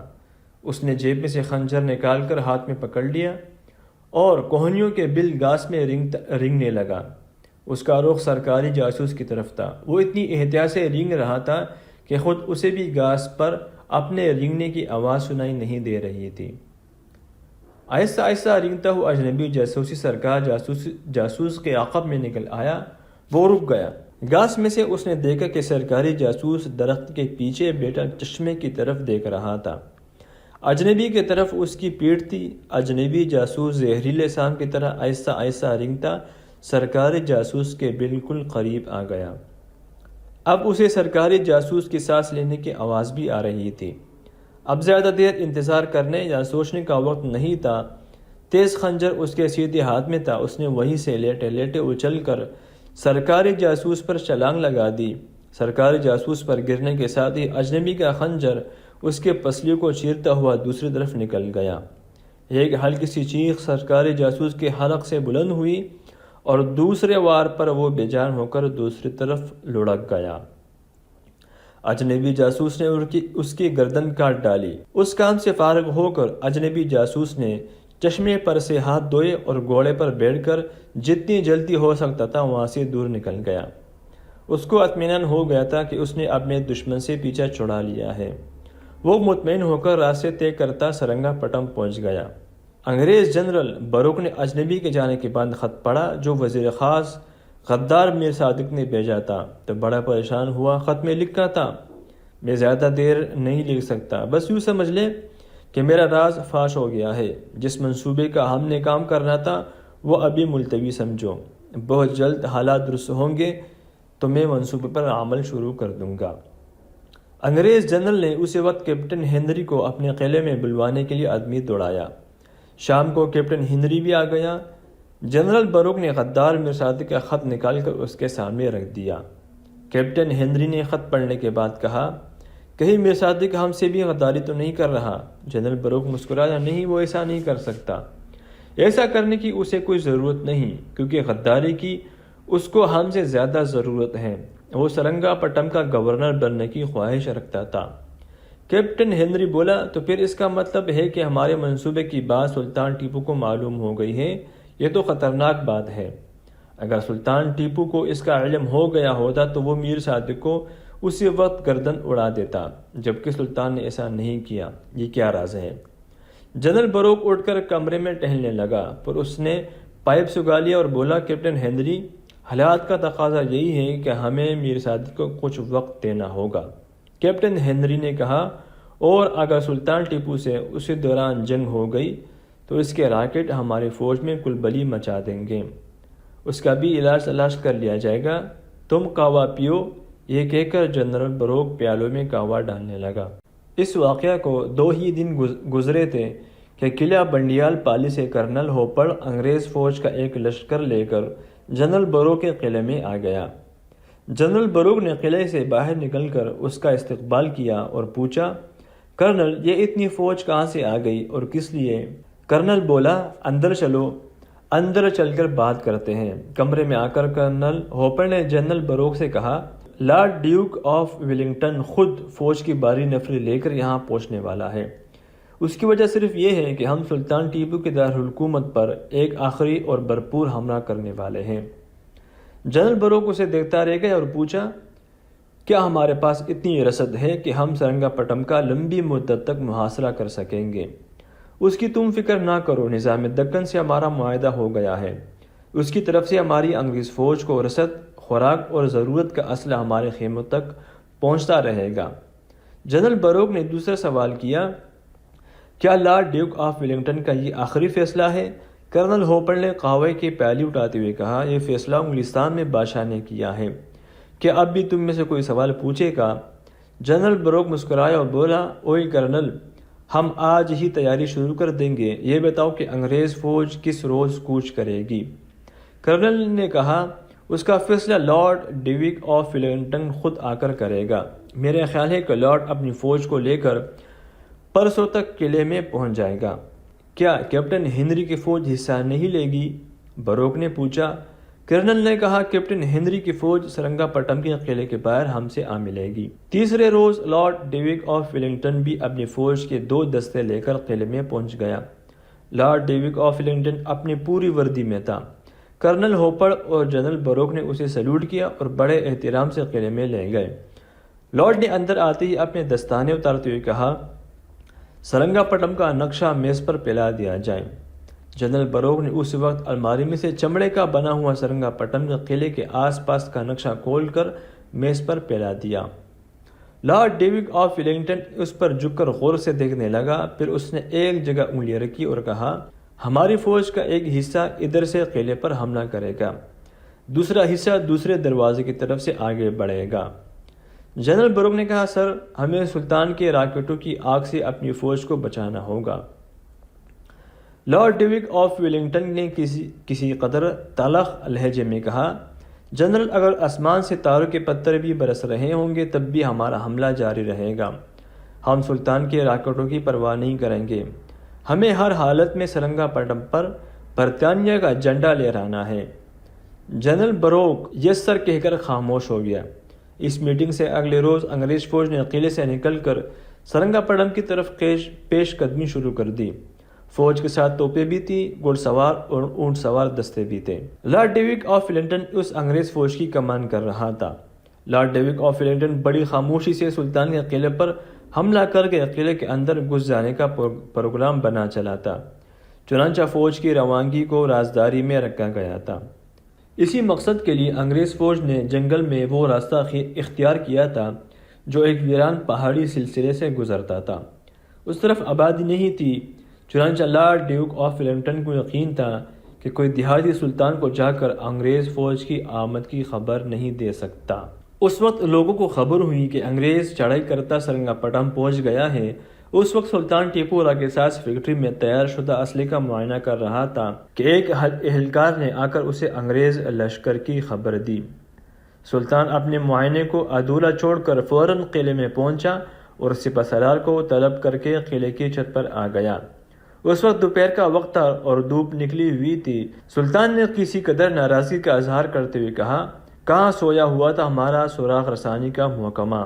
سپہ سالار عبدال کچھ کہنے ہی والا تھا کہ سلطان نے اس کی بات کاٹ کر حکم دیا، فوراً فوجوں کو ترتیب دیا جائے، قلعے کے سارے دروازے سوائے شمالی دروازے کے بند کر دیا جائے، ہم میدان میں نکل کر انگریزوں کا مقابلہ کریں گے۔ قلعے میں ہلچل سی مچ گئی، سپاہی تیاریاں کرنے لگے، قلعے کے شگافوں میں توپوں کی نالیاں جما دی گئی، راکٹ نصب کر دیے گئے، قلعے کے سارے دروازے بند کر دیے گئے۔ خاص جاسوس دشمن کی فوج کی طرف دوڑا دیے گئے۔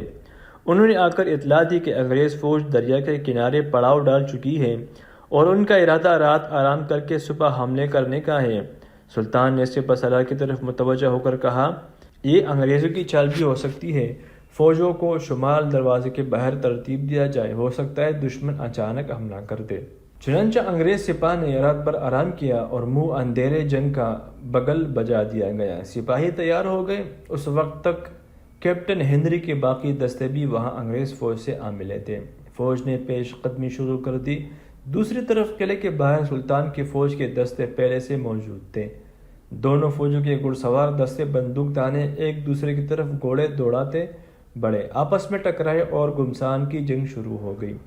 دشمن پر قلعے کے اوپر سے راکٹوں کی بارش شروع ہو گئی۔ انگریز فوج کے اگلے دستوں کے قدم اکڑنے لگے، مگر پیچھے سے کیپٹن ہنری کی تازہ دم دستے فوج آگے آ گئی۔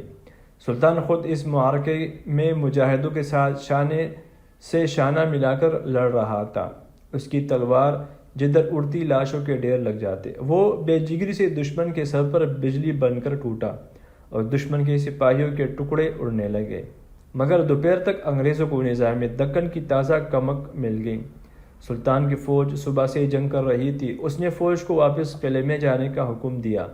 لڑتی ہوئی فوج آہستہ آہستہ قلعے میں چلی آتی اور قلعے کا بڑا دروازہ بند کر دیا گیا۔ میدان جنگ لاشوں سے بھر گیا تھا۔ مسلمان اپنے شہیدوں کی لاشیں قلعے میں لے گئے۔ زخمیوں کو طبی امداد دی جا رہی تھی۔ رات کو سلطان ٹیپو نے اپنے سالاروں اور مشیروں سے صلح مشورہ کیا۔ اس میں وزیر خاص غدار میر صادق کو آنے کی اجازت نہیں تھی۔ سلطان کو اس کے بارے میں شک پڑ چکا تھا۔ وہ اسے قتل تو نہیں کروا سکتا تھا کیونکہ اس کے پاس کوئی ثبوت نہیں تھا، مگر اس نے غدار میر صادق کو اپنے خاص میٹنگوں میں آنے کی اجازت نہیں دی تھی۔ سپہ سالار عبدال نے مشورہ دیا کہ ہمیں قلعے میں رہ کر دشمن کا مقابلہ کرنا چاہیے، کیونکہ انگریزوں کے پاس نظام کی بھیجی ہوئی فوج کمک بھی آ گئی ہے اور ہمارے اطلاع کے مطابق جنوب سے بھی انگریز سپاہ ادھر چلی آ رہی ہے۔ سلطان نے غضبناک ہو کر کہا، تم شیر کو پنجرے میں بند کر دینا چاہتے ہو۔ یاد رکھو، شیر کی ایک دن کی زندگی گیدڑ کی 100 سالہ زندگی سے بہتر ہے۔ سب چپ ہو گئے۔ دوسرے دن بھی سلطان نے قلعے سے باہر نکل کر انگریزوں سے جنگ کی اور سینکڑوں انگریزوں کو موت کے گھاٹ اتارا، مگر انگریزوں کی تازہ دم فوج نے سلطان کے دستے کو چاروں طرف سے گھیر لیا اور اس کے توپخانے نے سلطان پر گولے برسانے شروع کر دیے۔ محافظ فوراً سلطان کے گرد آ گئے۔ انہوں نے سلطان ٹیپو کو گھیرے میں لے کر پیچھے قلعے کی طرف ہٹنا شروع کیا۔ کئی محافظ گولوں کی ضد میں آ کر شہید ہو گئے، مگر وہ اپنے سلطان کو قلعے میں لے جانے میں کامیاب ہو گئے۔ قلعے کا دروازہ ایک بار پھر بند کر دیا گیا۔ سلطان نے ایک سپاہی کو پانڈیچری کی طرف فرانسیسی کمانڈر کے پاس روانہ کر دیا کہ فرانس سے مدد حاصل کی جائے، مگر دوسرے روز ہی سپاہی نے آ کر اطلاع دی کہ فرانسیسی کمانڈر نے معذوری کا اظہار کیا ہے۔ سلطان اب بھی میدان میں نکل کر انگریزوں سے جنگ کرنا چاہتا تھا، مگر اس کے سالاروں اور مشیروں نے ایسا کرنے سے منع کیا، کیونکہ وہ چاہتے تھے کہ مسلمانوں کو اتنا وقت مل جائے کہ وہ زیادہ سے زیادہ اسلحہ اور راکٹ تیار کر لے اور پھر پوری تیاری کے ساتھ قلعے سے باہر نکل کر انگریزوں سے مقابلہ کرے اور انہیں آخری بار شکست فاش دے دے۔ قلعے کا شمالی دروازہ بھی بند ہو گیا۔ انگریزی کمانڈر سمجھ گیا کہ سلطان نے اپنی فوج کو قلعے میں بند کر لیا ہے۔ لارڈ ڈیوک آف ویلنگٹن انگریز فوج کا کمانڈر تھا۔ اس نے فوراً میٹنگ بلائی اور اس بات کا سراغ لگانے کا حکم دیا کہ قلعے کے اندر کہاں کہاں سے سپلائی جاتی ہے۔ ان کے آدمیوں نے آ کر بتایا کہ قلعے کے اندر سپلائی کسی راستے سے نہیں جاتی، مگر ہمارے اطلاع کے مطابق قلعے میں کم از کم 2 سال کا سامان موجود ہے اور 10 کنویں ایسے ہیں جن میں ہر وقت تازہ پانی موجود رہتا ہے۔ یہ بات انگریز کمانڈر کے لیے بڑی تشویشناک تھی، کیونکہ وہ 2 سال تک اپنی فوج کو باہر پڑے نہیں رہنے دے سکتا تھا۔ اس نے جنرل برو کو اپنے خیمے میں بلایا اور اس سے مشورہ کیا کہ کیا اس وقت میر صادق سے کام نہیں لیا جا سکتا۔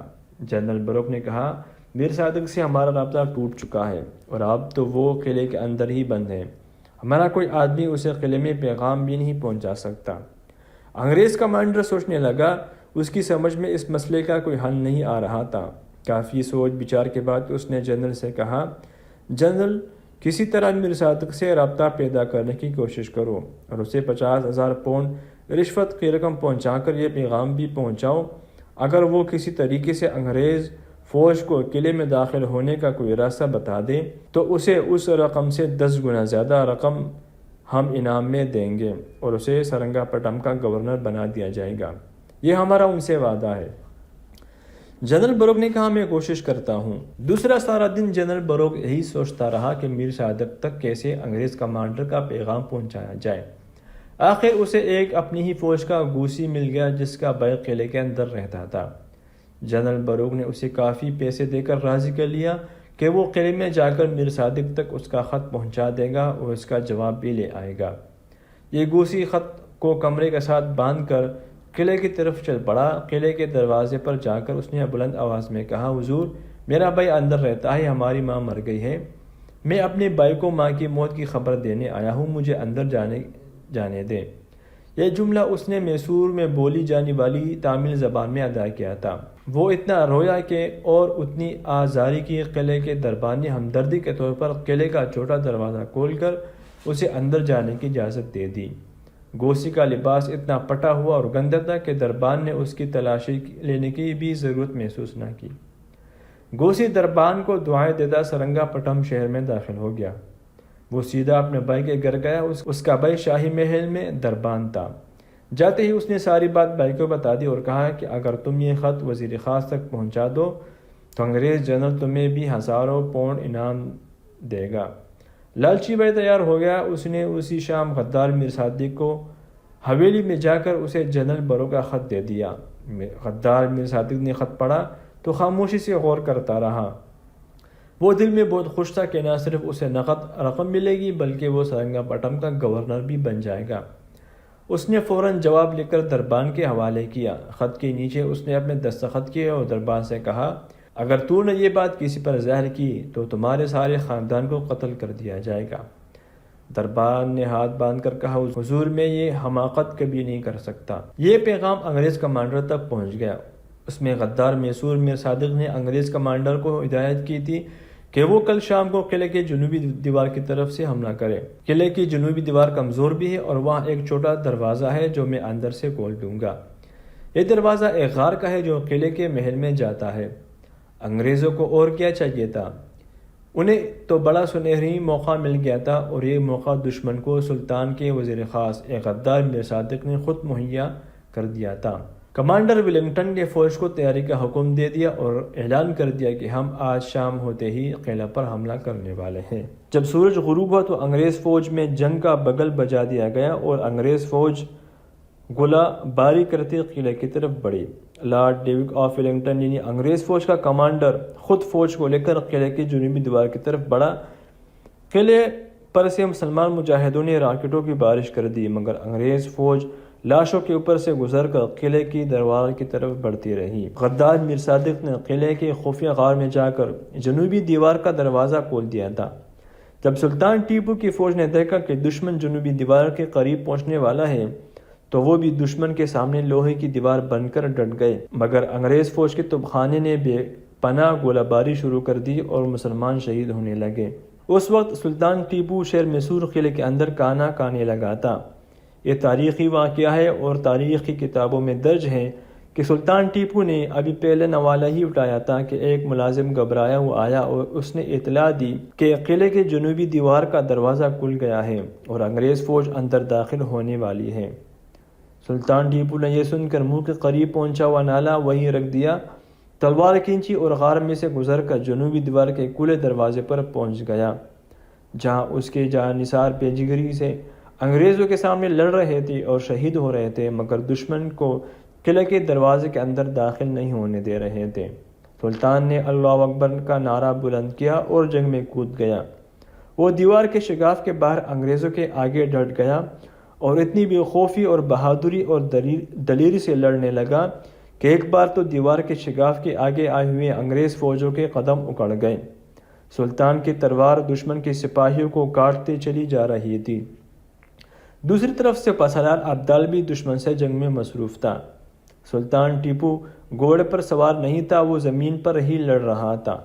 انگریزوں نے اپنے سپاہیوں کو پیچھے ہٹتے اور کٹ کٹ کر مرتے دیکھا تو تازہ دم دستے وہاں بھیج دیا۔ اب سلطان کو دشمن کے تازہ دم سپاہیوں نے چاروں طرف سے گھیرے میں لے لیا۔ جنگ خطرناک مرحلے میں داخل ہو گئی تھی۔ کرنل ہیرس نے سلطان ٹیپو کو پہچان لیا تھا اور وہ اسے زندہ یا مردہ ہر حالت میں گرفتار کرنا چاہتا تھا۔ مگر سلطان تو شیر تھا اور شیر کو اتنی آسانی سے گرفتار نہیں کیا جا سکتا۔ سلطان لڑتا چلا گیا، اس کا جسم زخموں سے چور ہو گیا تھا، چاروں طرف سے اس پر تلواروں کی وار ہو رہے تھے۔ وہ اپنے سامنے والے انگریز کو کاٹ کر پھینکتا تو پیچھے سے اس پر تلوار کا وار پڑتا، یہاں تک کہ سلطان زخموں سے نڈال ہو گیا، مگر وہ پھر بھی لڑتا رہا۔ اس کے جسم سے کافی خون بہہ گیا تھا۔ انگریز کمانڈر نے سلطان کو دیکھ کر پستول نکالا اور اس پر فائر کر دیا۔ گولی سلطان کے سینے میں لگی، مگر وہ پھر بھی لڑتا رہا، لیکن اب اس کے جسم کا سارا خون بہہ چکا تھا۔ وہ نیم بے ہوش ہو کر گر پڑا۔ انگریزوں میں خوشی کی لہر دوڑ گئی۔ ایک انگریز نے یہ سمجھ کر کہ سلطان شہید ہو گیا ہے، اس نے خنجر نکالنے کے لیے ہاتھ بڑھایا ہی تھا کہ سلطان نے شدید زخمی حالت میں ہی تلوار کا ایک بھرپور وار کر کے یہ کہتے ہوئے کہ کتے زخمی شیر پر منہ مارتا ہے، اس انگریز سپاہی کی ٹانگ کاٹ دی۔ لیکن اس وقت انگریز سپاہی نے سلطان کے دل کا نشانہ لے کر فائر کر دیا اور سلطان ٹیپو شیر میں سور شہید ہو گیا۔ اس کے ساتھ ہی قلعے پر انگریزوں نے قبضہ کر لیا۔ سلطان کی شہادت کے بعد اس کی لاش شمع سلطانی پر جانثار کرنے والے پروانوں کے ڈھیر میں دبی ملی۔ سلطان کی لاش کی شناخت کروائی گئی تو پاس کھڑے جنرل ہیرس نے کہا، ٹوڈے انڈیا از آورس، آج ہندوستان ہمارا ہے۔ انگریزوں کو یہ فتح سلطان کے ایک غدار وزیر میر صادق کی غداری کی وجہ سے ملی۔ اگر غدار میر صادق غداری نہ کرتا تو انگریز ساری زندگی سرنگا پٹم پر قبضہ نہیں کر سکتے تھے۔ سلطان کے خاکی جسم کو دوسرے دن شام کے وقت اس کے والد حیدر علی کے پہلو میں سپرد خاک کر دیا گیا۔ تاریخ گواہ ہے کہ اس شام کالی آندھی آئی، پھر بجلیاں کڑکنے لگی اور انگریز فوج کے کیمپ پر بجلی گرنے سے کئی فوجی ہلاک ہوئے۔ ایسا لگتا تھا کہ قدرت سلطان کی شہادت پر جوش میں آ گئی ہے۔ تو دوستو، یہ پوری کہانی میں نے آپ کو ٹیپو سلطان کی سنائی ہے۔ اگر آپ کو یہ ویڈیو پسند آ گئی ہے تو ویڈیو کو لائک کیجیے، چینل کو سبسکرائب کیجیے۔ اللہ حافظ۔